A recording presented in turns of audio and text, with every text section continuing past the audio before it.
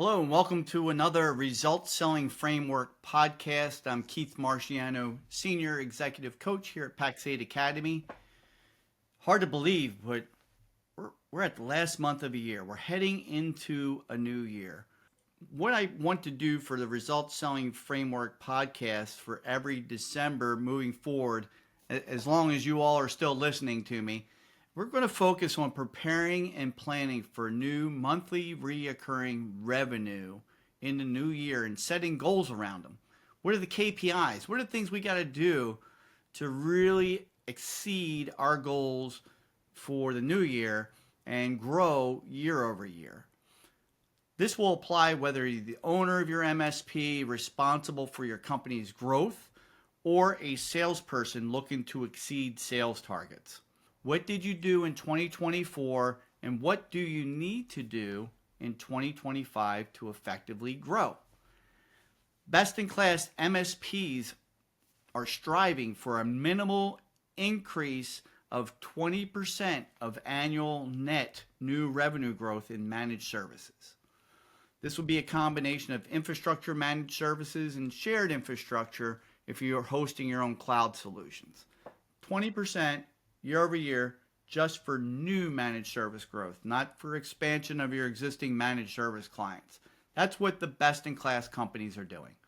Today's podcast, we're going to look at KPIs to achieve those numbers and diving into the responsibilities of the sales department. So make sure you're taking notes to create your own checklist as a takeaway action item from this podcast. All right, all, welcome back. I'd like to welcome Jeremy Nelson back to the program. Jeremy, great to see you again. How you doing? It's a pleasure, Keith. Thanks for inviting me back. Yeah, you must have done something right to get a third invite. Good night. You must know something. Yeah, well, that's what people tell me anyway. So, Jeremy, this is a topic that's right up your alley, our alley. We talk about it all the time. I love that we're doing this together. Before we dive in case somebody doesn't know you, can you give a little bit of an intro and fun fact about yourself? So, all right. So there's a little bit of both. So I've done a lot of things in my life, but the things for people watching this podcast they're going to care about is I ran an MSP for 20 years. When I transitioned out, I then was a sales rep for a major hardware manufacturer in the South American market. And for the last 6 years, I've either been an ops coach or now a sales coach with first C-Level and now Pax8 Academy.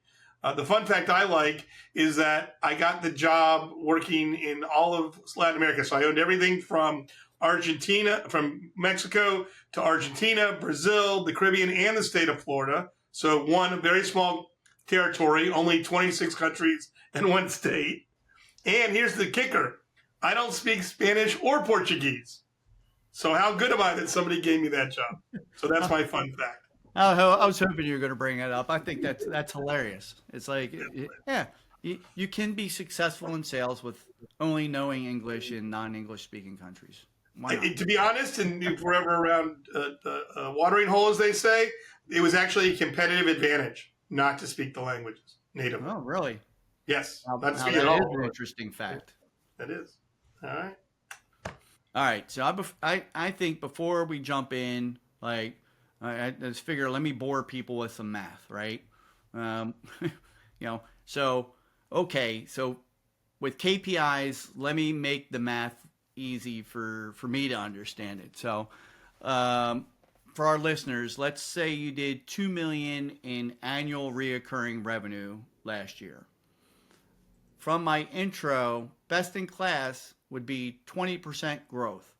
That would mean you'd have to do $390,000 in annual reoccurring revenue using the rule of 78. So yeah, I did prep to tell you that because we'd be sitting here for probably 20, 30 minutes if I was doing the math in my head. But 390,000, that seems like a lot of cash, but the beauty of our business is that we have compound money, right? We add on top of each other.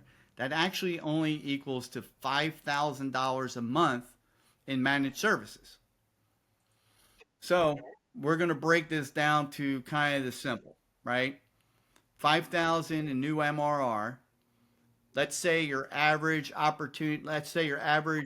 deal size is $2,500. So you need 2 new clients a month doing it that way. If it's 5,000 a month, you only need one. That's even better. But let's take it from a standpoint. If your average deal is $2,500, it's 2 clients a month. Typically, new business close rates are around 20%. That's a very conservative number. I've seen MSPs get up to about a 50% because they do a great job at qualifying. So 20% close rate, that means the number of sales qualified leads required in a given month is 10 if we're only closing 20%, right? If your close rate's 50%, you don't need as much, right? You only need 4 to get to the magic number of 2. So let's just kind of use the 20% rule because, again, that's very conservative. You would need actually 10 sales qualified leads. That means they are a good fit for you. You're a good fit for them. You've got problems that they can solve. The MQL, marketing qualified leads to sales qualified lead conversion rate, is typically around 30%. Again, if you're getting better numbers, the better for you. Marketing qualified leads are around your TCP, right size, right shape. They have IT problems, right? They filled a form out. You've used sales efforts to get in front of them. If you have that 30% conversion rate, that means you need 34 marketing qualified leads. Actually, 34 legit opportunities coming in every month to win 2 pieces of business. Keep that in mind. So we get all these unqualified leads that come in, right? We may get in, if we get in 100 leads, right? That could be really all over the map. But so let's keep it there. That's enough math for everybody, Jeremy, right? Nobody told me there'd be math on this podcast. I wanted to quit. There's a quiz at the end too, Jeremy. I didn't tell you that before you coming in. I'm going to have to quiz you on this math at the end. So at the end of the day, it really depends on how good your sales skills are in your conversions to get there. But again, look at that magic number of 34 opportunities each and every month that you're either meeting and talking to people, having some of the KPIs we'll talk about. I don't want to give away our secret sauce, what we're going to talk about on the podcast. So first and foremost, question for you, and you're drawing into your experience, why do MSPs need to be focused on adding new clients each and every month and making sure they make that happen? Well, that's a very good question. And a lot of MSPs don't quite understand this. So let's start with a lot of MSPs have unrealistic goals of how many clients they can literally onboard. And I've worked with $1 million MSPs and $10 million MSPs and everything in between. And the honest answer is the standard is 2. That is the most you can onboard before you stress your operational team out so badly that they want to quit. So if you go in with the fact that you can only do 24 a year, and by the way, you can't sign them all up in January and say, oh, I'm done, right? You need a system where you have a steady pull on the rope, if you will, right? So you need to be able to have a system that allows you to close 1 or 2 real quality clients every month. And that's what we're looking for. That's good. Yeah, you look at the only way you can close more is if you're a larger organization and you're broken down into pods and you've got realistically 2 professional services teams going at it, right? Yep. So most partners that are below 10 million are not in that ballpark. So yeah, your numbers are actually right. So yeah, that math works, right? That works, right? The math works. Going back to, but why do they need 1 to 2 new clients a month? The reason they need 1 or 2 new clients a month is because they got to grow, right? I mean, MSPs have a tendency to keep clients for a very long time. There's no doubt about that.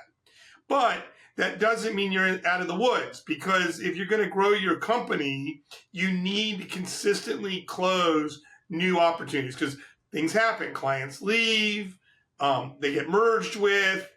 Not that any MSP wouldn't provide high quality service all the time, but there may be an issue or two here where they're not just happy with it. So it's very important that you have a steady state of getting these clients. The other thing that's really important is that now allows you to plan. A lot of MSPs just kind of hope deals will close, and there's no system, so they can't plan. So suddenly they get too many or they don't have enough. If you are consistently closing those one or two, you can now plan. How many techs do I need? What kind of equipment do I need? What systems do I need in place to be able to support? So that's why you need consistently to close new clients to grow your company and be successful. Spot on. That's exactly right. Yeah. And if you're a salesperson out there, bottom line, you want to make the income that you want to make, you need to be out there getting 1 to 2 new clients a month. You can make good income off of that. Yes. Great stuff. So let's dive into, so we've kind of established 1 to 2 new clients a month. Look at, if you're an MSP out there, first and foremost, you got to look at a couple things that we've talked about in other episodes, like who are we going after?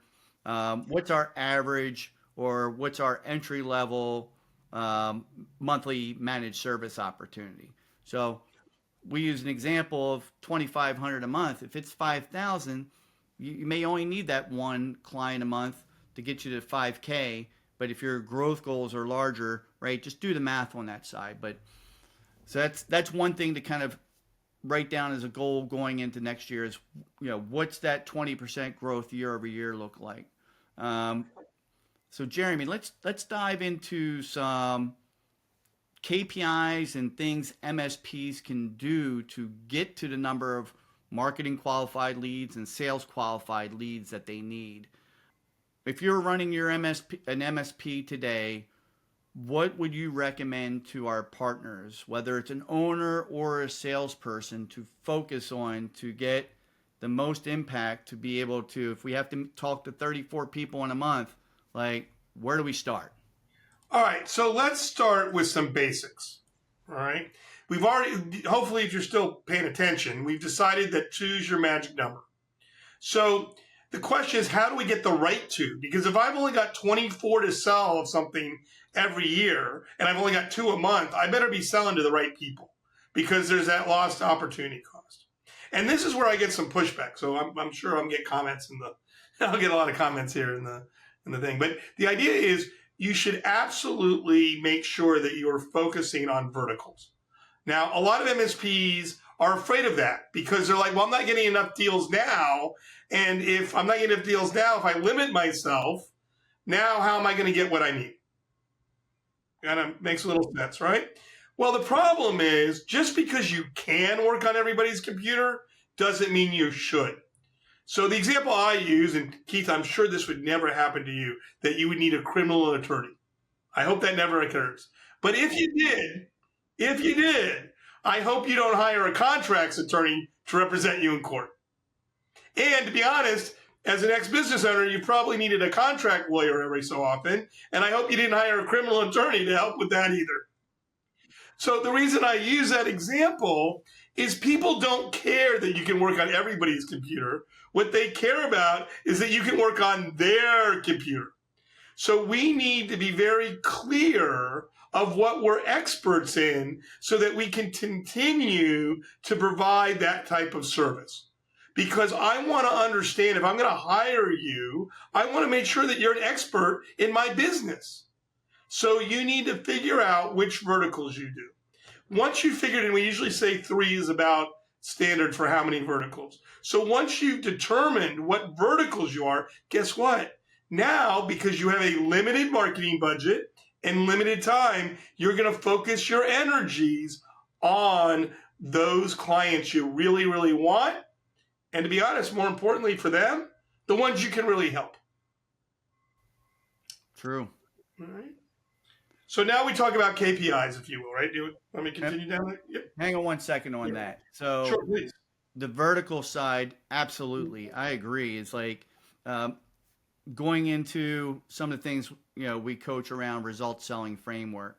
Hmm. There is a phobia out there. I can't believe it, but some people just don't like salespeople, right? They've got No, they've yep, not me. This is does not I do not resemble this remark. I'd be Uh, offended. But hear that. yeah, but salespeople go out and they're interested in their commissions and selling and closing business, making money, and uh, there's a mindset around that salespeople don't listen. They don't understand that person's business. So going to your piece around having target industries is that we become more of a subject matter expert. As the owner, I can kind of know what problems we solve for those industries. We hire salespeople. Now we educate our salesperson around the problems those type of industries face, and now we start sounding like more of a subject matter expert. At least have a good handle and understanding on that industry itself, so that way we're start speaking their language. I think from anything out of this, it's not a KPI, but if you don't have a target market industry, like that should be one of the goals that you have in Q1 is like take a look at your existing clients. Who are your best clients? Who are your favorite clients to work with? Most profitable, they listen to you, you like working with them, they like working with you, they're on your technology stack, they're on your top plan, managed service plan.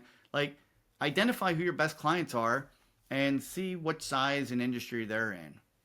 Maybe you Exactly. can, most of us just trip into an industry anyway. So like just trip into one that that are your best clients, not, people that you actually like you and your service team like to work with, right? Right. I mean, when they ask me and they say, "Well, I don't know," and the answer is, "Okay, you don't know. I get it.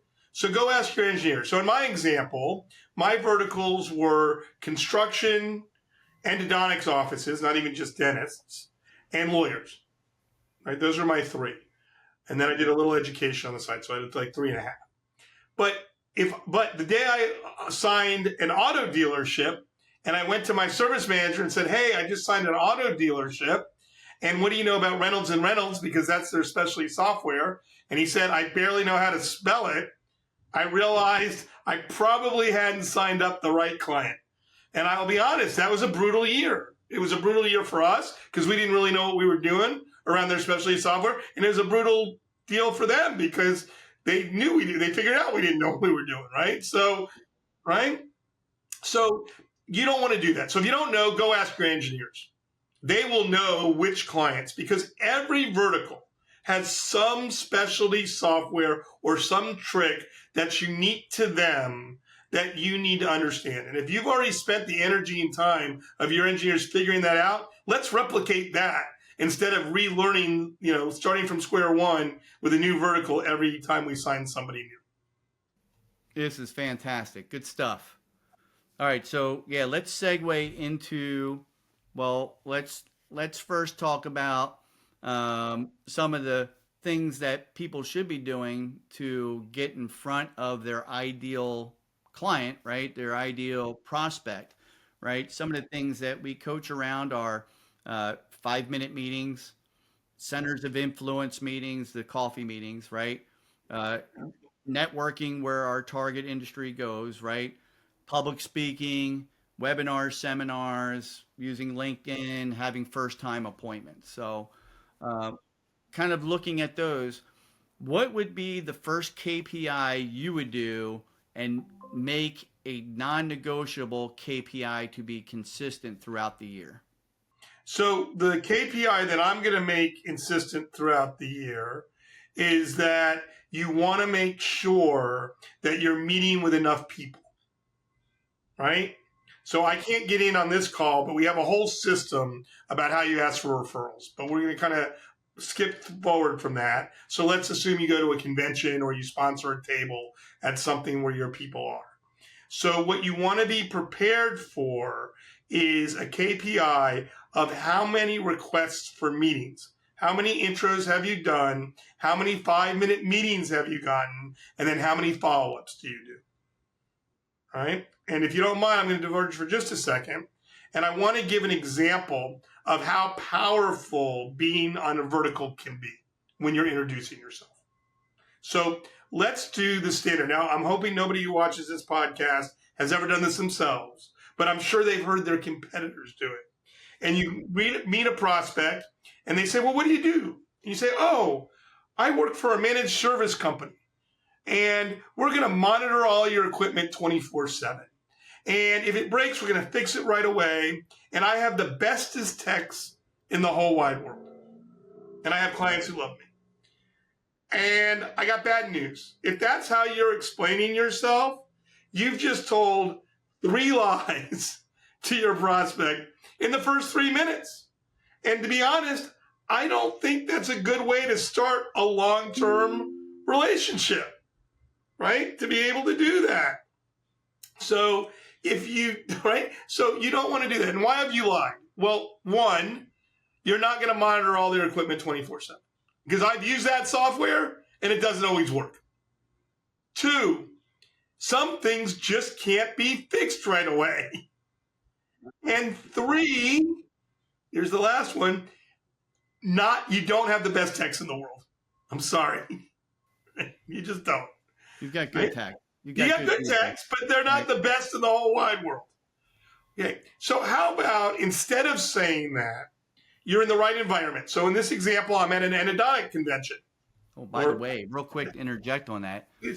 By starting with that conversation of saying, I run an IT company or I work for an IT company, you kind of right from that standpoint, and you go through everything else, the first thing that person's thinking is, I've already got an IT company. They do an okay or a good job. Nice to know you, right? Exactly. So instead of that, I'm sitting in front of an endodontic. He stops by my table because I have good candy, and endodontics love candy, right? So the good chocolate stuff too, none of those hard candies. So the idea is that I go through, and he says, oh, what do you do? And I go, my name's Jeremy Nelson. I do work for a technology company, but we specialize in helping endodontics like you. And the doctors I use, their number one priority is that when they put that X-ray probe into a patient's mouth, that it works. Because we know how many people love getting root canals. And the last thing you want to say to a patient who's in your chair is, oh, sorry, you got to come back or you got to wait because my computer doesn't work and I can't take this very critical digital X-ray. Or you say, oops. Oops, right, oops. Okay. You don't want to do that. And so you say, right? So then you continue, right? You're trying to start a conversation. Is that the most important thing to you? And 9 times out of 10, the dentist is going to say, yes, that is the most important thing to me. And then I follow up with, well, which of the 2 softwares do you use to take digital X-rays? Because back in my day, there were only 2. And they would say one or the other. I'd say, great. My guys are certified in both. Would you like to have a longer conversation to see if I can help your company? And 9 times out of 10, they said yes to that. Even if they liked their other technology person or they were thinking about it, now what have I done? I have demonstrated my expertise in less than 30 seconds. I've identified what is normally a problem. I didn't tell them that was. I asked them a question, get the conversation going, and I started that I had the information and I knew what I was talking about around their special needs. Oh, yeah. Now take it a step further, right?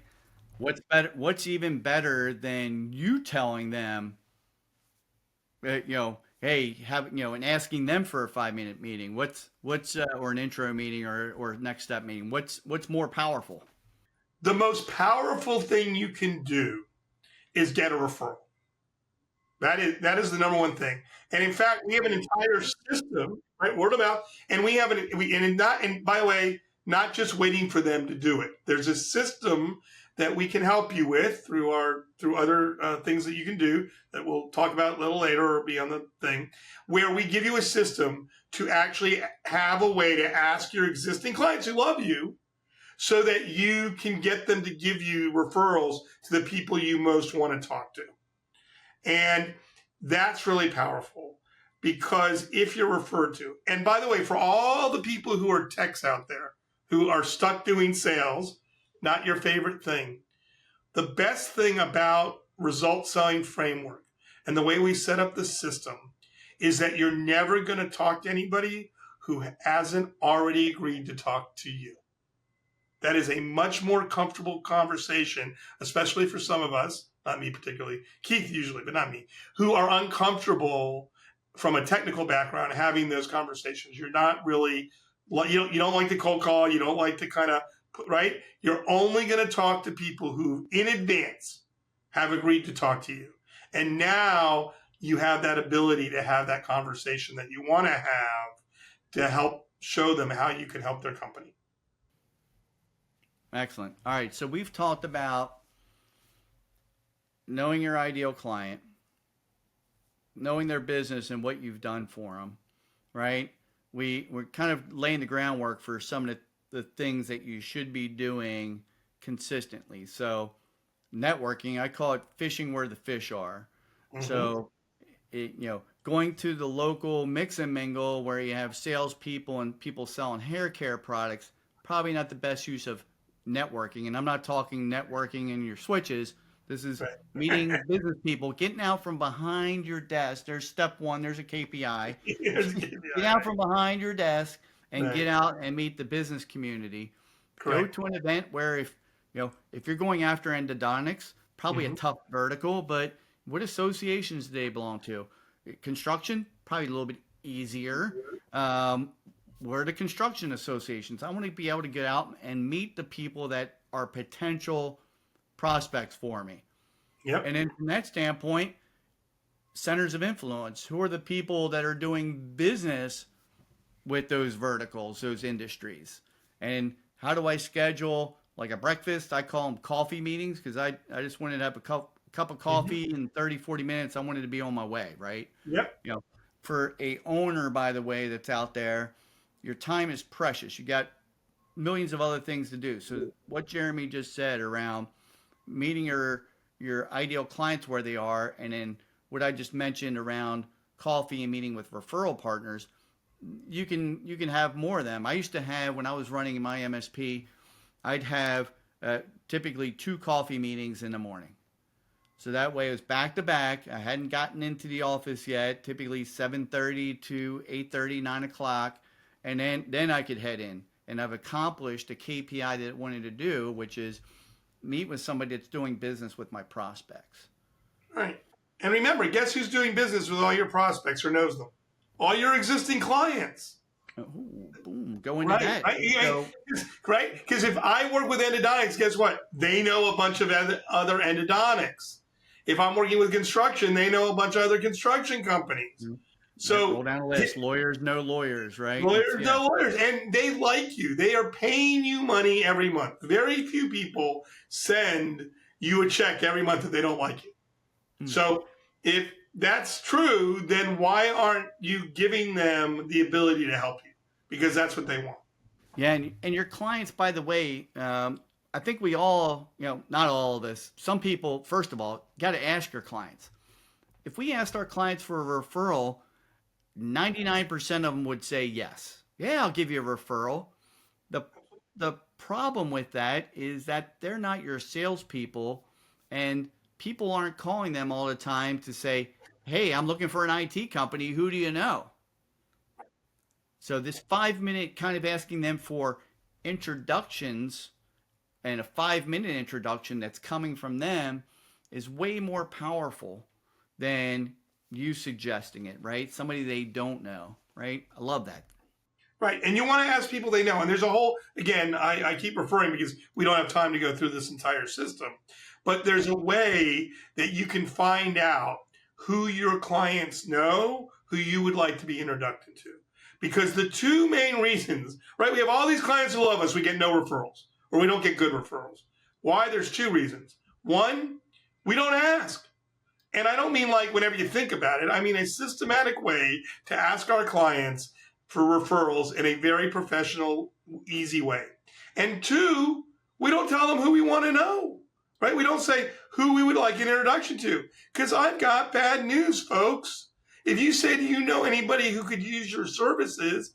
Well, I hate to admit this on a recorded call, but literally, I've been doing this for 3 decades, right? And don't remind me, Keith. Yeah, I'm old. Don't remind me. So the idea is here that if you ask me, do I know anybody? I know a lot of people. But if you say, do you know anybody who fits this category, as I used to tell my kids, now I have to engage my brain because I got to think of all the people I know and who fits that category. And even more powerful, hey, if you come to me and say, Jeremy, I see you know Keith. Keith works for a company that I would really like to get in front of. I think I can help. Can you ask them if I can get a 5-minute meeting? Well, now you're really cooking with fire. So those are the types of things you need to do, and you need to do KPIs around of how many times you're doing that. Love it. I started, by the way, when I coach, and I've taken this concept, and even with my referral partners, my centers of influence, same concept, right? Yes. Hey, if you find somebody that's looking for IT that needs help, I'd love to help you, right? And your clients and your centers of influence would say, oh yeah, I definitely would direct them your way. I want to train and direct my centers of influence, my referral partners, with the same thing. It's like, look, I'm perfectly fine with a quick introduction meeting. In fact, all I need you to do is introduce me. By the way, they probably already have an IT company. I just want to be a resource for them. Like, look, we're doing business with construction companies. I just want to be a resource in case something changes with their current provider and their current resource. Would you mind vouching for me? And, maybe you can even joke and tell them that you told me to be quiet and that you're only going to give me 5 minutes, right?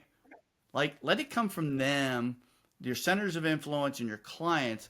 And I think you'll get more of these introductory meetings. I don't want to dive into the whole program, but I think this is important because when you're networking, doing centers of influence and network and these client referrals for 5-minute meetings, they're all tying back into understanding when you get them, you can't just say, I do IT. So I think I answered my own question. So you got to know some of the problems you solve, right? Exactly. You've got to demonstrate your expertise. Because even if I know almost everybody has a tech person or a tech company or something. Your goal in a 5-minute meeting is just for them to know a little bit more about you and think a little bit better. If you do that, you'll do very well. And on top of that, remember, if you can demonstrate expertise, they may have a generalist. And they may be upset that they're constantly having to deal with the specialty stuff and they don't really understand them, no matter how long they've worked with them. And so if you can come in and in 5 minutes, like I did in my 30-second pitch that you expand on, and you can actually demonstrate that you're an expert in their industry, then they may give you a little bit longer to dive in. And to be blunt, I don't even care if they call you a liar. So I'm going to give an example about that. I'm old. We've already established that. No need to rub it in. In my day, when I worked with construction companies, they have all these job sites. And internet was available, but it was expensive and it was slow. Yeah, the old Nextel. Oh my God, Nextel, yeah, those big phones, right? And, partial T. Anyway, so it would be really slow. And one of their major problems was that a lot of construction companies, again, I know this because it was my vertical, do milestone billing. So they get to a point and they want to bill part of the job. Well, in my day, they loaded up all this paper into a car, drove it back to the main office, let the poor comptroller dig through it. And I got to tell you, all the PMs were great with their paperwork. So they never had any problem trying to reconcile so they could bill. And this could take 2 to 3 weeks for the comptroller to even be able to sell. So I get the milestone. 3 weeks later, if I'm lucky, I'm sending the bill out. And now they're paying me net 30. So I'm waiting almost 60 days for my money. And construction companies run on pretty tight. That's a big cash flow problem. So when I met a construction person, I said, hey, is this one of your problems? And almost all of them said it was. I said, do you know that I've been able to change that net like 21 days till you can send the bill? I got that down to about 2 days. And that's when they call me a liar. Wow. Talk about improving cash flow. Now you have a legitimate story on, hey, we improve cash flow for construction companies when it comes to their projects. You know, what do you think somebody's going to say to that? They're going to be like, well, how do you do that, Jeremy? Well, actually, all of them not a lot, but construction guys are a little rough around the edges. They'd say, you're lying. They just met me. They're like, there's no way you can do that. And I said, okay, give me 30 minutes. I can probably do it in 15. Give me 30 minutes, and I'll show you exactly how I'm going to do it. And I don't care if you take my idea and go with somebody else. I'm going to show you exactly how I'm going to do it. And I got not even 9 out of 10, 99 out of 100 of the clients or the prospects would meet with me because most of them just wanted to prove me wrong. Right? But I had a way. It worked. It was server-based. We used slow internet. It sent all the information back digitally so they could do it right away. So as soon as the milestone was hit, I had it all figured out. Guess how many of those people signed up with me? A lot. A lot, yeah. A lot. You're solving their real business problems at that point. All right, so this is really good. I want to get to the last part. So we've talked about some of the things we're going to do. I'll wrap up this episode with like some KPI things. We start with the numbers on the top end. Introductions from centers of influence and clients. Networking, going to networking association events where your target client goes to, fishing where the fish are.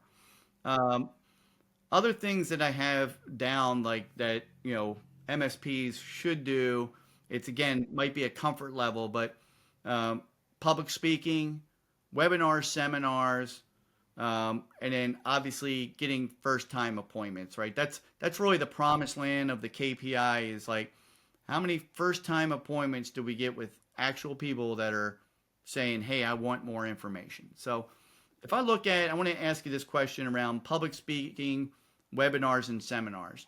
From your standpoint, what should MSPs be doing around those public facing things? What would be some of your advice to them? Never do anything on cybersecurity. That's my first piece of it. Because everybody does it on cybersecurity. Right? I mean, you can't, I don't know if you can use that term. I think it's a dead cat without any cybersecurity thing. So don't do it on something that everybody does. It's too generic. If you're going to do a webinar, right, in public speaking, it just depends on how comfortable you are. But you should be able to do a webinar or a lunch and learn, even if it's not in person, which is better. But people have a hard time getting away for lunch. But if you do a webinar, do it on something that is specific to the needs of that vertical. Something that's unique to them. Like if I did lawyers, I would do criminal lawyers, right? I didn't even do all lawyers. I ordered criminal. I did a webinar on how to make sure you did discovery right. Because I don't know if you remember, but back like a couple months ago, somebody very famous, his lawyer screwed up and sent all the information to the opposing counsel, not just what they were required to. And in there was they proved that they had been lying to the judge about a lot of stuff because they sent all the text messages proving that they had been doing things. You probably don't want to be that lawyer. Probably don't want to be that lawyer. So if you don't want to be that lawyer, you don't want to be that guy, we could do a webinar based around that. And that would have a big positive impact. So pick something interesting that to them, not to you. And then please, whatever you do, please, please, please do not do where you talk about your tools because nobody cares, right? When I hire a handyman, I don't really want to hear about his new hammer and how exciting it is for him. I just want to know he's going to fix my window. All To right. your point, you could have a webinar around helping construction companies improve project profitability and cash flow. There you Like go. if you're a construction company and you read that, Mhm. you're invited to something like that, you probably are curious enough. That's what the best salespeople do, by the way, is they create curiosity around that, right? Yep. People listen to their favorite radio station, WIIFM. What's in it for me, right? Right. I always tell partners, like, look, and you know this, it's right here on my wall. I'm a big Oriole fan. I, Yes. I, I love the Orioles. It's the off season. I didn't Baseball say you had a season's lot of over. taste in baseball teams, but that's I'm okay. sorry. Yeah, we haven't won a championship since '83, so I'm a fan. Man, I'm a Mets and Rays fan. I suffer along. It's okay. Yeah, Keep going. yeah. You suffered longer. That's true. That's true. But it's the off season. There's no baseball till February. However, there's a lot of off season action like trades and free agency. Like if something came across my internet feed or social media around Orioles interested in so and so, I'd probably read that article because it appeals to me. So to your point, if you're doing business with lawyers, it's got to be topical to them for sure. Before I get into kind of my outro, I'm going to give people some KPIs around some of these things we brought up. Mm-hmm. Just, I guess, like wrap this up. What's, from a standpoint, any final thoughts on people setting goals and KPIs for the New Year's that you would recommend? Well, the first thing I would say to you is get out of it. If you're not, don't do something now that's not working. Right? A lot of people, and I'll be honest, a lot of MSPs spend a lot of money because they do not want to put themselves out there. They want to outsource this because it's uncomfortable. And they will spend lots of money and get zero results. So I didn't disclose, but a lifetime ago I was a naval officer. In the military, we have a saying, if it's stupid and it works, it isn't stupid. So if you're doing something that's worked, don't stop. However, it is not that bright to keep spending money on something that doesn't work or spending more money. So I love it. Hey, I did 10 toll calls a day. I'm not getting any success. You know what? I'll do 50 because somehow that will be better. It's not. So if you take nothing away from this, if you're spending money or energy and you're not getting the success, stop doing that because at least you'll get time or money back. And let's figure out something else to do. I love it. That's a great tip. Thanks, Jeremy. I appreciate you being on the show. Some great advice, great stories. Obviously, we can point people to Academy to learn a lot more around your ideal client, your perfect client. We have instructor-led courses and on-demand courses around that and how to sell better. So thanks again for being on here. Really appreciate your time and energy that you brought, and obviously a lot of the value you brought to our listeners. Thanks again. My pleasure. Thanks for having me on, Keith. Have a great day. Thanks, Jeremy. Take care. We talked about a lot of the things that you have to do to get there. I'm going to hone in on a few KPIs and a few things that you should measure week by week, month by month, quarter by quarter.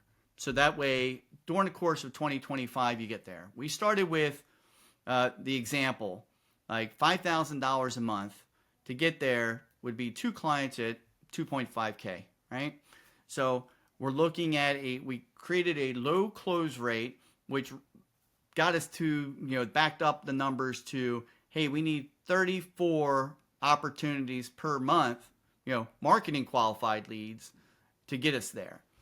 Jeremy talked about a lot of the things we do to get you there. So let's talk about KPIs. And I'm going to start by, if we're looking to get 5,000 a month, how many first-time appointments do we need? How many meetings of somebody that actually has a opportunity do we need? I like to keep my numbers and my goals pretty simple. So my first-time appointments, if I'm looking to close $5,000 a month, I need to have at least 1 to 2 first-time qualifying appointments each week. 1 to 2 per week. Reason being is if you're a salesperson or even the owner doing this, you're not going to get 1 to 2 a week. There's going to be some weeks you're not going to get any, right? You have Thanksgiving, you got holidays, vacations. There's some weeks you're not going to get any. But you look over an average time, 1 to 2 per week would really get you to that 30, getting to 34 opportunities, right? So that's a KPI. If you have a salesperson, like from a standpoint, again, what's your revenue, that 20% year over year number that you need, get them a quota based on that. First time appointments, 1 to 2 per week. For you as an owner-led sales, still 1 to 2 per week. Strive for that goal. If you only get average, 1 a week, let's say 4 a month, that's better than 1 a month or none a month, right? Start there. Those are 2 of the biggest KPIs you can measure, right? Those are results oriented. To go into what Jeremy said around some of the tactics, some of those great tactics that you need to do, first and foremost, if you're challenged about getting out from behind your desk and talking to people, that is a mindset issue. You need to get over that. If you're the owner of your company, you're not a technician anymore. You have an asset, which is your business. Go make it happen. Don't wish it to happen. Don't want it to happen. Make it happen. Great quote by Michael Jordan. Look it up. I love it. So let's look at other things. 5-minute meetings. Getting introductions from your clients. Again, this is something that you want to do consistently. So I would look to have 5-minute meetings. I would look to have 1 to 2 per week. Kind of very similar to my first time appointments. Get those intros. Center of influence meetings, referral partner meetings, coffee meetings, whatever you want to call them. Again, 1 to 2 per week. Networking.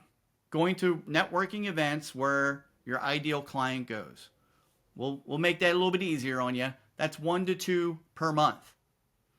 Get out there and about, right? You'll meet centers of influence there. You'll meet prospects there.